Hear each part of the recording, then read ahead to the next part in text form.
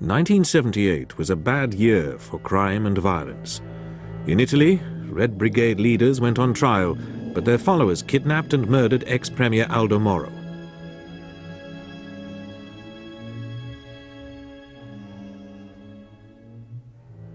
In Guyana, an extraordinary mass suicide took place as the Reverend Jim Jones persuaded 913 of his followers to drink poison.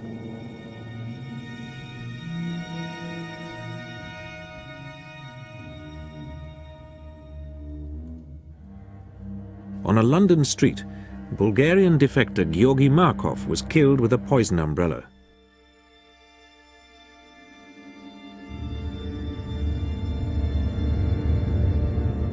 In Florida, at the beginning of the year, police arrested Theodore Bundy, who turned out to have killed at least 23 girls.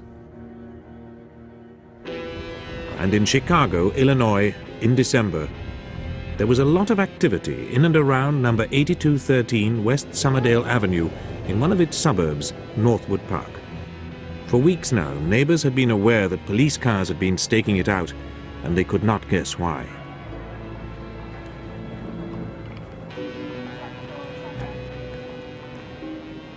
Then a shockwave ran through the neighborhood as these bodies were carried out. The rumors flew. They were boys who had been murdered. There had been homosexual orgies.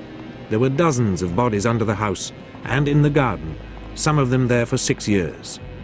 Incredibly, the rumors were all true.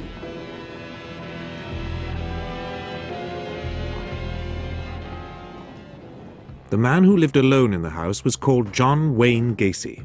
He was a roly-poly building contractor, known as a worker for charity, an ex-member of the Junior Chamber of Commerce, a pillar of the local Democratic Party, who sometimes dressed up as a clown to entertain the kids in the hospital. He was no trouble to anyone, as the police soon discovered when they talked to his neighbors, such as Edward Grexer. Never a sound, not a sound, never. Not even, like they've asked about screaming or anything, never a sound out of that house. It's always been a quiet house. Never any noise or anything? No, other than maybe doing some construction work at night, outside, a little loudness that way, sawing and things like that, but I attribute that to his work. As his house and garden were slowly pulled apart in the search for more bodies, so his reputation disintegrated too. People who had been pleased to accept his donations and assistance now regretted the day they had their photograph taken shaking his hand. People like the mayor of Chicago, Michael Bilendik.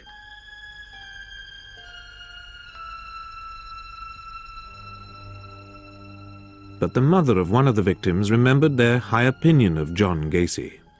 He was a very nice man to work for, and he liked the kids, and my son told me he was a politician, and he says, boy, if you stick with that guy, you could go far. He's got a lot of connections. See, and this is what the boys liked about him. For charity, he had transformed himself into Pogo the Clown, and he had organized 3 events for President Jimmy Carter's re-election fund, where this embarrassing photo of him with the First Lady, Rosalind Carter, was taken. And still the bodies emerged from the Pandora's box of evil. The search, briefly suspended for the 2 days of Christmas, had found 18 dead youths by the 27th of December.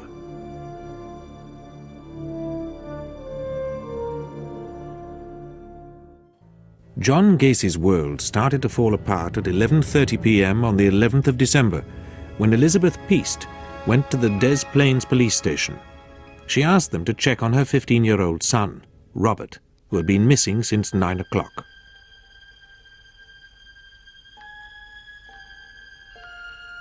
He had been in a local pharmacy when Gacy approached him and talked about needing boys to work for him. Robert told his mother he was going to see a man about a job. When she telephoned the pharmacy, they mentioned John Gacy. Contacted on the phone by the police, Gacy said, "I know the kid is missing, but that's not important to me." He was asked to go to the police station and finally arrived in the middle of the night with mud on him. When they searched Gacy's home, the police didn't find Robert Peast, but they did find a vital clue, a receipt for films from the pharmacy. It had been in the boy's pocket. The police staked out his home and followed him in his car.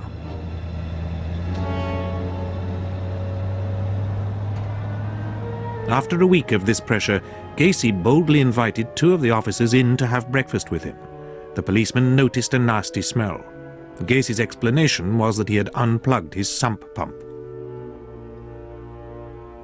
Dissatisfied with his explanation, the police returned with a search warrant and opened the trapdoor into the crawl space beneath the house.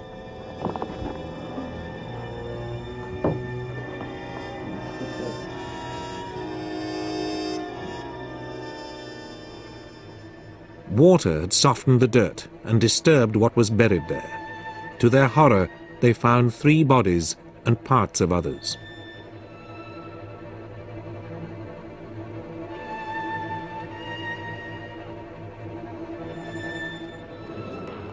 Arrested and charged with murder, Gacy finally admitted to more than 30 victims. Mostly youths in their teens, one of them was as young as 9 years old, and others were mature men.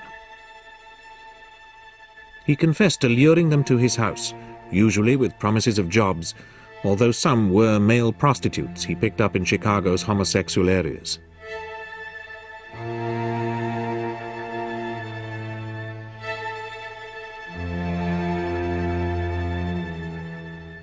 Day after day, the headlines reported new and horrifying totals. Soon, Gacy was describing what he had done to his victims. Once he got them back home, he would ply them with liquor and offer to show them conjuring tricks. These would involve handcuffs, which he would refuse to take off, and then ropes he put round their necks. At this point, he would start enjoying himself sexually and finally throttle them, some with a rosary, others with a tourniquet he had made out of a board and ropes. Then he would bury them in the crawl space, and when that got full up, in the garden. The last 5 bodies of the 33 Gacy is known to have killed, he simply shoved into his car and threw off a bridge into the Des Plaines River. Robert Peast was one of them, which was why Gacy had been so late in reporting to the police station and why his clothes were so muddy. The bodies were all dredged from the riverbed. Suddenly anxious to be as helpful as he could, John Gacy drew a map of the crawl space, showing where the bodies were buried, and he agreed to go back to the house to point out to the digging team where to work.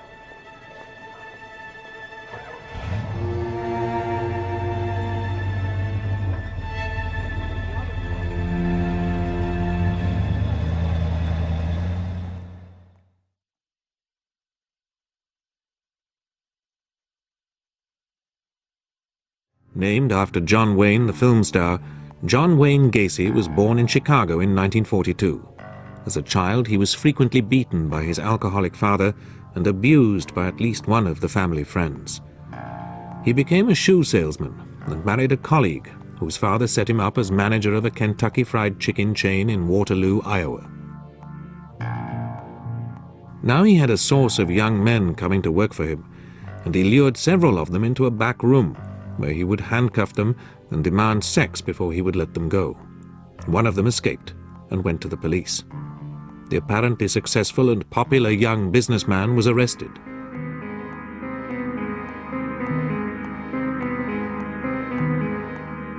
On the 28th of December, 1968, 10 years to the day before Bob Peast's body was dragged from the Des Plaines River, the 26-year-old Gacy drew a 10-year jail sentence from Judge Peter Van Meter. But he had no previous convictions and was a model prisoner, so he served only 18 months. His wife filed for divorce, and as soon as he was out of jail, he moved to Chicago and started a construction business. He was arrested again for picking up a teenage boy for sex, but was released when the boy wouldn't appear in court.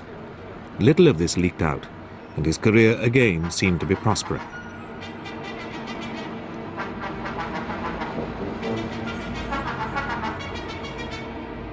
In Chicago, he met up with an old flame, Carol Hoff.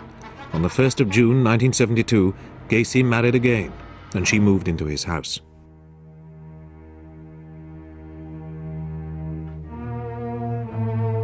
Friends who attended the reception recalled that there was an odd smell. Gacy explained that water kept leaking into the crawl space.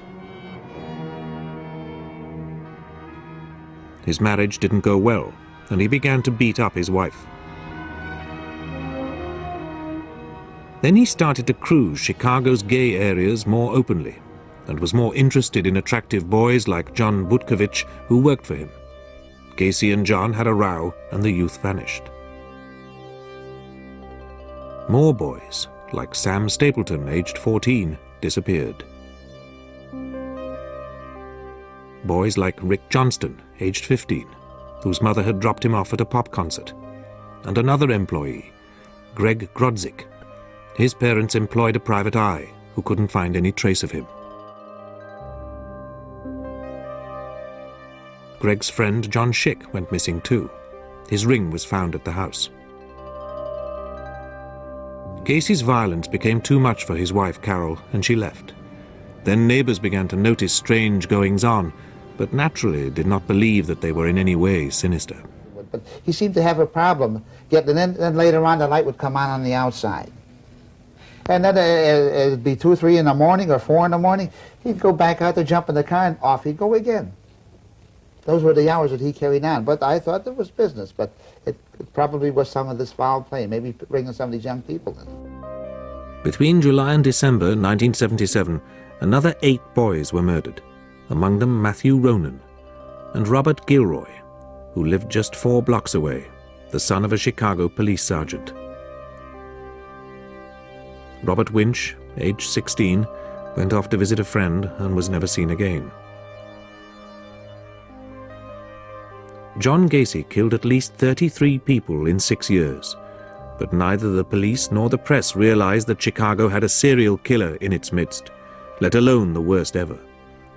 He was actually arrested on the 6th of January 1978 for sexually abusing a boy at gunpoint, but he was quickly released when he claimed that the youth was a willing participant.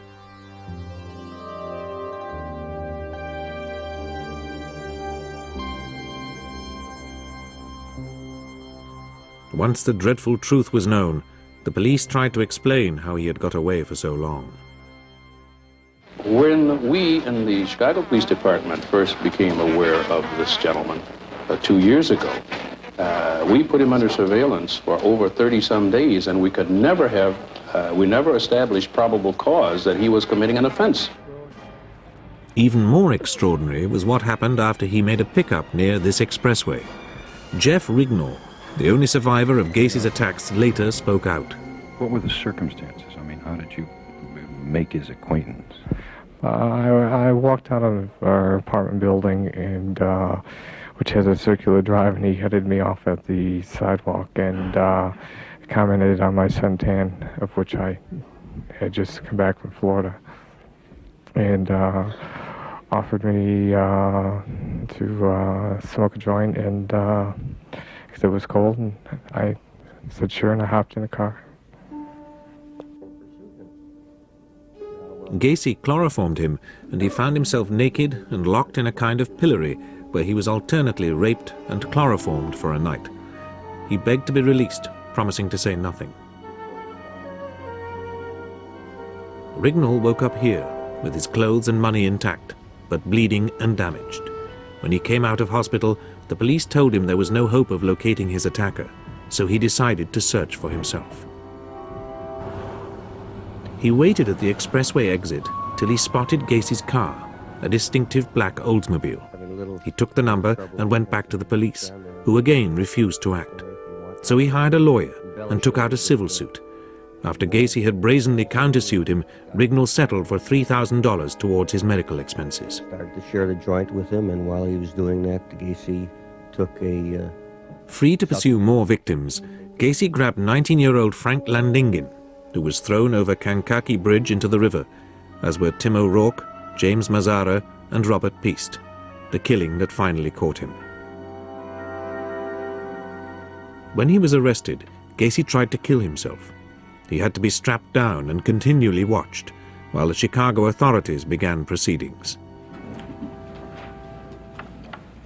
The Cook County Grand Jury this afternoon returned 7 indictments, charging John Gacy with the murders of 7 persons who have disappeared since the July of 1975.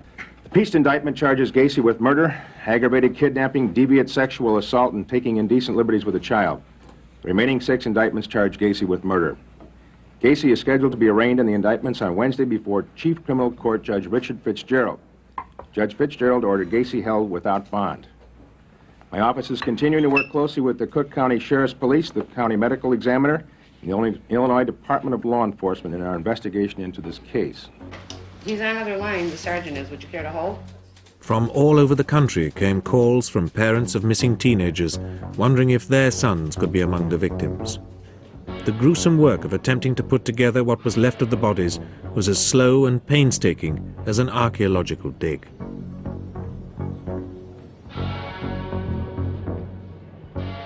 Pieces of bone had to be found, tagged, assembled, and identified. The Cook County Medical Examiner, Dr. Robert Stein, was overwhelmed. It's frightening. That's the only word I can use. Frightening, frightening. Relatives of missing teenagers were asked to send dental records, because in many cases this would be the only way to identify the bodies. Using the skulls found under the house, forensic scientists mocked up dozens of possible projections of what the faces would have looked like. During the investigation, criminologists were struck by the similarities with a case in Texas in 1973, where Elmer Wayne Henley murdered his partner in crime, Dean Call, after an orgy of rape, sodomy, and mass murder.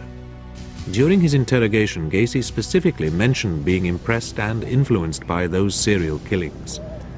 The pair and an accomplice had abducted and killed at least 6 and probably as many as 27 boys in circumstances strikingly similar to the Gacy case. Speaking from the boathouse where many of the bodies were found, the Texan investigators said they were shocked by the news from Chicago. It was almost the same thing all over again. You know, here we go again. Same type individuals, ages of the people were pretty well the same. Same type motive, the whole works. One of them raised the unsettling possibility that Gacy had had a partner.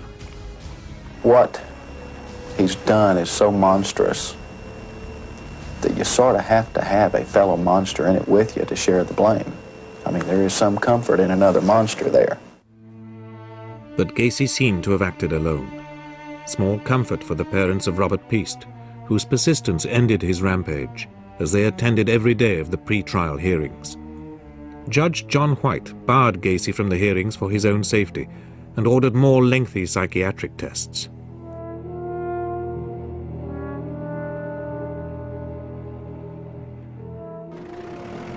In April 1979, 8213 West Summerdale was demolished as being unsafe. Actually, it had become such a magnet for sightseers and a depressor of real estate values that the rest of the district demanded its removal, and neighbors watched in relief. It was more than a year before the case came to trial. The first task was to pick jurors who could approach the case without prejudice. At last, 16 people were chosen who were satisfactory to both prosecutors and defense, 12 to make the jury, and 4 alternates. The prosecutor's task was to prove that Gacy knew what he was doing when he lured the 33 young men into his home and was totally responsible for his actions. Gacy's lawyer, Sam Amirante, didn't deny the murders, but decided that his client should plead insanity due to multiple personalities. On the 6th of February 1980, the trial began at the Criminal Courts Building in Chicago. The lawyers made their opening statements in front of Judge Louis B. Garippo, who had been the prosecutor in the case of Richard Speck, who killed 8 student nurses in 1966. Everyone who entered the courtroom was searched for weapons. For much of the trial, Gacy listened impassively to the catalogue of evil. Defense lawyer Sam Amirante claimed that Gacy was the character in the novel Dr. Jekyll and Mr. Hyde come to life. He told the jury, "Despite what psychiatric terms you put on it, he was so good and so bad, and the bad side of him was the personification of evil." He asked them not to decide with hate, revenge, passion, or fear, but to find Gacy not guilty by reason of insanity. The defense produced 4 psychiatrists, all of whom agreed that Gacy was one of the most complex personalities they had ever encountered, but undoubtedly psychotic and unable to differentiate good from evil.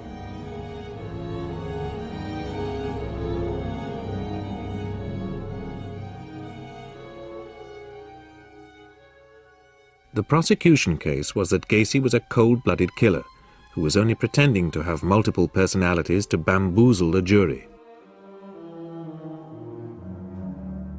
As Terry Sullivan, one of the prosecution attorneys, summarized, he knew what he was doing was wrong.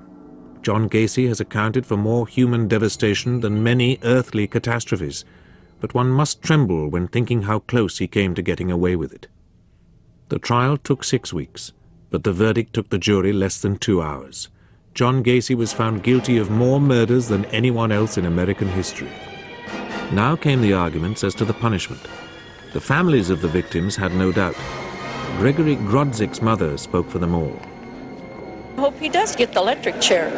Then it'll make everybody feel better. I'm sure it'll make the other mothers feel better too. Robert Peast's brother Ken agreed. There's only one solution now. What is that? I want him to see him go to the chair. The prosecutor called him the worst of all murderers, a man responsible for enough misery to last a century. The jury recommended the death sentence, responding to prosecutor Bill Kunkel's plea not to show sympathy, only justice. What I suggested to them was that if they allowed that man, John Gacy, to walk the earth, then indeed God help us all. The judge polled the jury to make sure they were unanimous in their recommendation of the death penalty. Then he confirmed the sentence.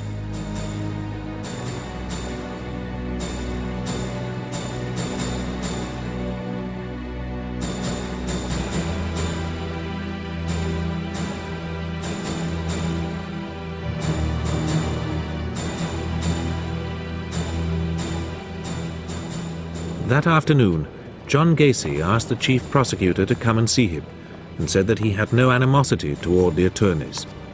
I think it was God's will, he told them. All the jury did was the same thing I have been trying to do myself for the last 10 years. Destroy myself.